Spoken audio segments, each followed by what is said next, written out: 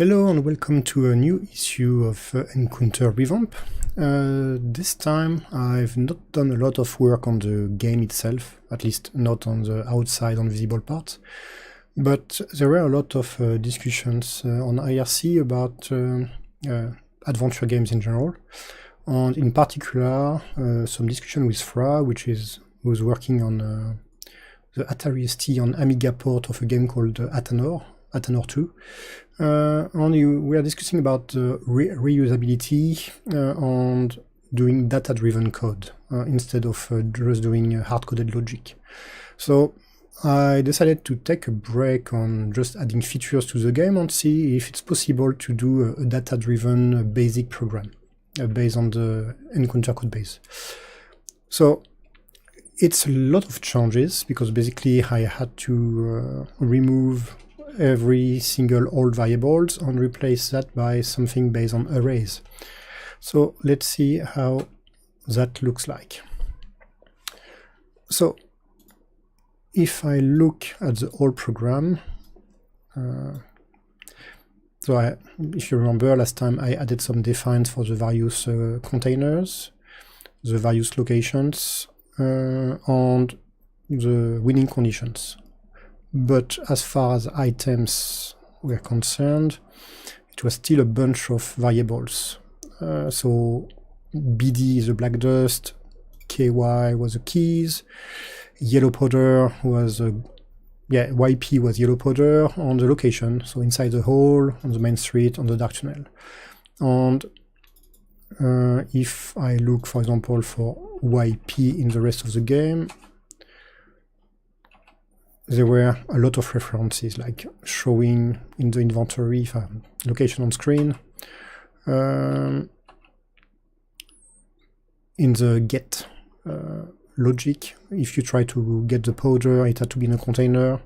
The other items could be taken directly, but still you needed to check explicitly the PL variable for the bag, KY for the key, PU for the bucket, etc., etc., etc.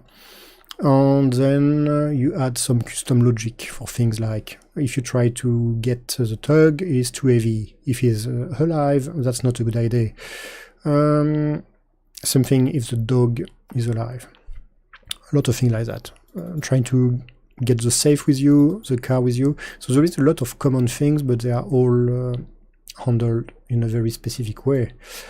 So what I did instead is to have the items as actual entries. So in the same way I had my defines for my containers and my places, I do have now defines for my items. And as you can see, they are in camel case, so lowercase with uppercase initials, because the basic is case sensitive, so the problem I had with a container containing cont, which is a reserved keyword, does not happen here because there is no lowercase basic entries, so I can call them the way I want. I also name them in the same order with all the containers first. 1, 2, 3, 4, 5, 1, 2, 3, 5, 6. There were no 4, so I renumbered. So I can optimize the code later by checking that any item number which is less or equal to item last container is a container. That's how I handled things that you can put into something else on the container themselves. So then I have the list of all my items, broken window, open safe, which is, I believe, more readable than WA, LD, TW, KN. And marker for the last item. This is the same thing as before. And I put all that at the end. So on the previous code, if we go to initialization, we had that, and this thing is gone. So now what I have instead is a few number of arrays which are sized to item last, which is the size. This variable OL contains the object location, so it's an exact replacement for these ones. OD $ is the object description, so things like a large bed, a small dove, this kind of thing. $OA contains a 3-letter abbreviation. OF contains some flags. It's going to be revamped. I'm not satisfied by how it works. And OC dollar is specifically the container object list. And I read all these items until I reach a -1. And then the code does the same thing, location marketplace.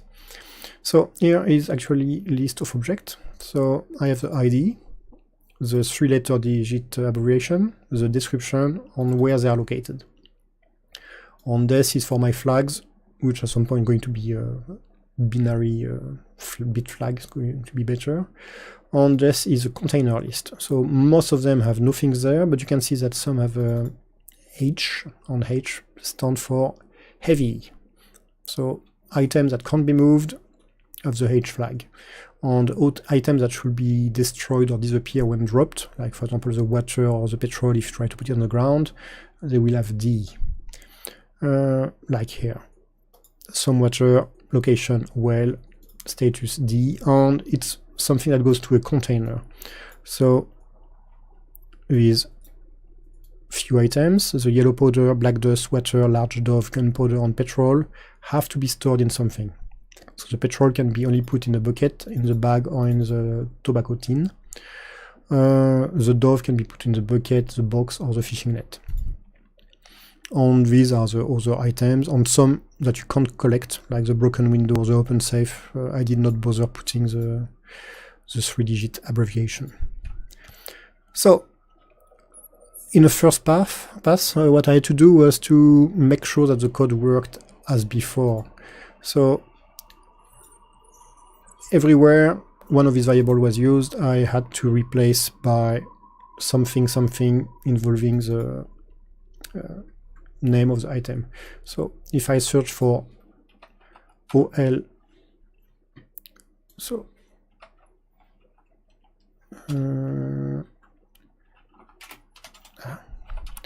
don't be ridiculous. We used to have if PT equal A, then PT equal 99, which become if OL item petrol equal A, then OL item petrol equal 99. So in terms of code complexity, this is way worse than what we used to have. Instead of just simple variable, now it's array access. And it's longer and it's not much better. But at least item petrol is probably clearer than PT when you have many of these. Where it helps is when you start having things like get. So let's see. Action get. So the earlier code was like that, and the new code is like that.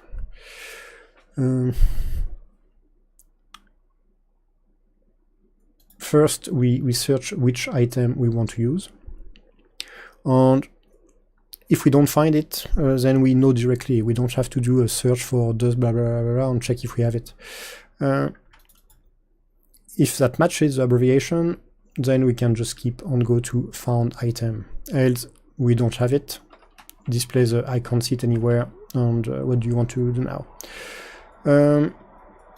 And then I can check my flags. If $OC is empty, then it means it's a normal item. Else, it needs to be handled in the container, which jumps there.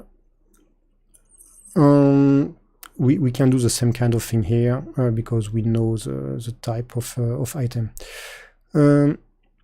So all in all, it's more compact, but there is still a lot of logic that I need to fix. So if we look on the diff of the program, so first you can see that here we have 990 lines of code, and here we have 1100. So the code is smaller. Inventory display, instead of checking every single items, do I have it? We can just do that with a loop, which does exactly the same thing. Yeah, so the get containable product, yeah, I move the code a bit higher. Let's see. So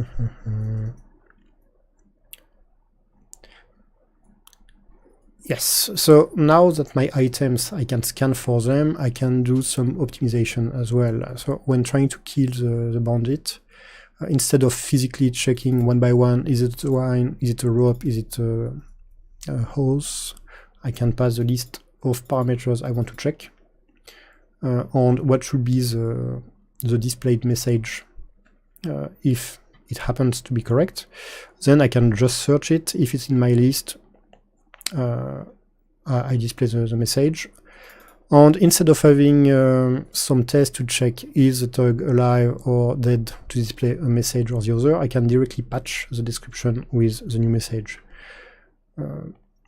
So the weapon I used, which has been found by the search loop, got put on the location, and a thug lying on the bed displays a croak, messy, crunch message, increase the score, and move to the next thing. So same thing for drop. Now we know explicitly if something is from a container or not.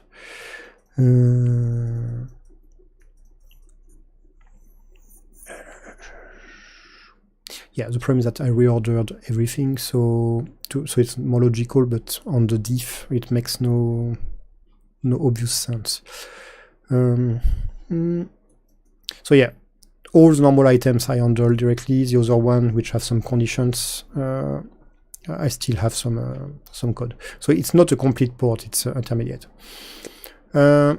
This I replaced by an implementation equivalent to a switch case. Instead of testing can I get, can I drop, you can just use this Cedric instruction. You get your list of commands, 3 characters long plus a comma, so it's 4 characters. You search what you are looking for. If you get 0, it means it was not found. Check that it was at least 3 characters. If not, skip. Else, if you take the value which is returned divided by 4, so the number of letters, and you add 1 because on goto start by 1, you can do a dispatcher that goes to get action, all these instructions in one. And it looks long like that, but ultimately all these things are replaced by a line number, which is much more compact, so it's not really a problem. Obviously, all that is gone as well, it's replaced by a simple for loop.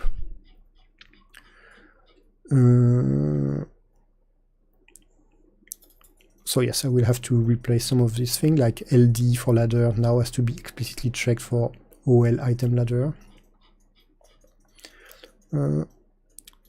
But yeah, it's more or less the same. So now what you may be wondering is what is the actual difference in terms of performance and memory usage, because obviously now in the code I have this data table and it's loaded in memory, so I have it twice.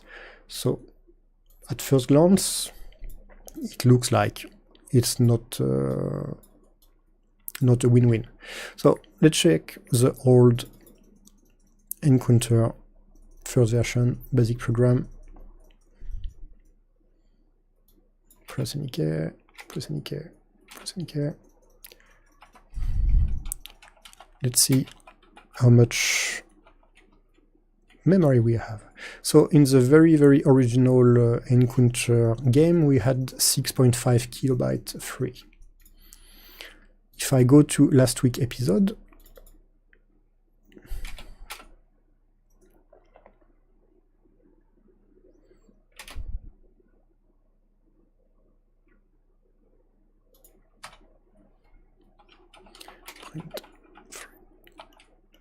you can see that we have a bit more.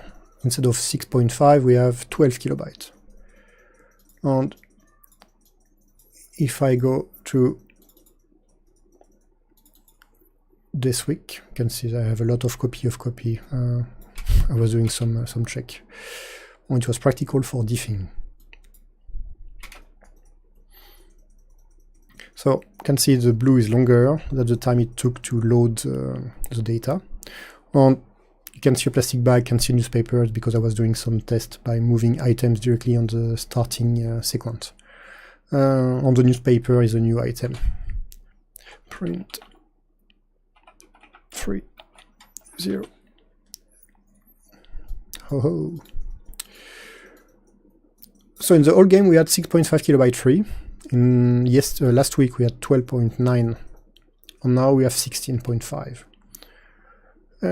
Which says a lot about the efficiency of the basic arrays versus individual variables. It's much more efficient. Also, all these big for loops for displaying the inventory work much better than the normal code. So the question is, does it work? Get news, a newspaper, get bag, a plastic bag, get dust, carry in bag,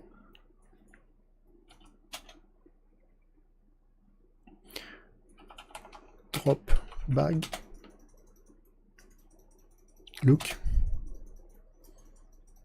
and as you can see, this is still working correctly. By dropping the bag with the dust inside, I still got my, they are both on the ground. So let's get the bag again. The dust is still there. Get water. I have some water in the bag. Get bucket. Drop bag. The water drains away. It's also a fix I did. If you if you lose your water, I put it back inside the well, because that was a bit stupid. Get water, and we can put it in the bucket.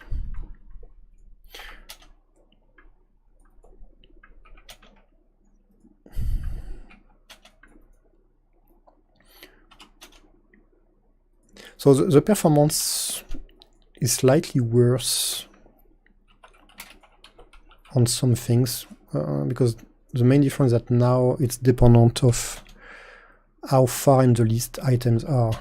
But I had an idea on how to improve that. So we may actually end up on parity. Throw knife. You have killed the dog. Get knife. Up. Up. East. East.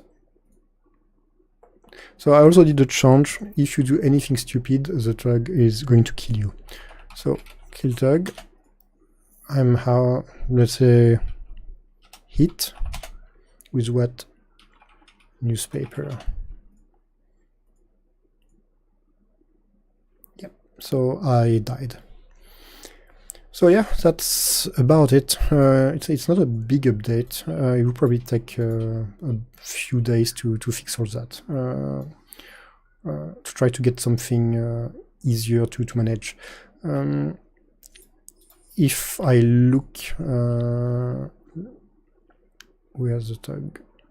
Where are you?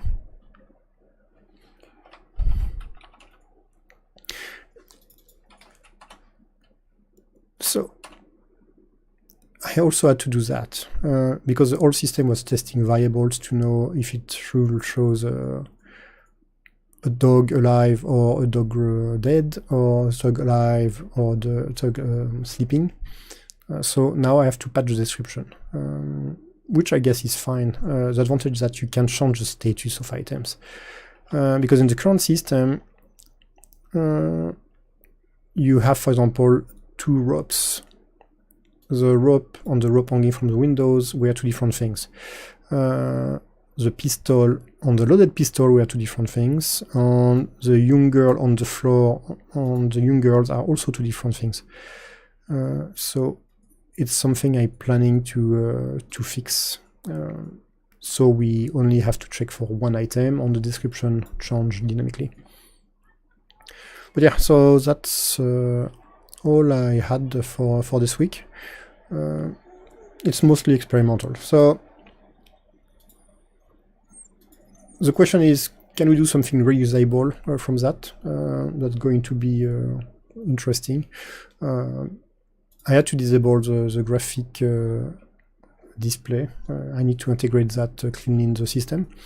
But if that works, if I can do some reusable system, then I'm going to try to do a mini OSDK sample with a mini adventure game, because this project uses base2tap. It uses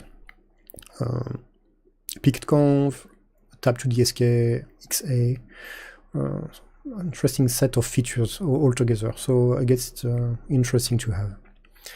So yep, have a good time. I hope it was interesting. Bye bye.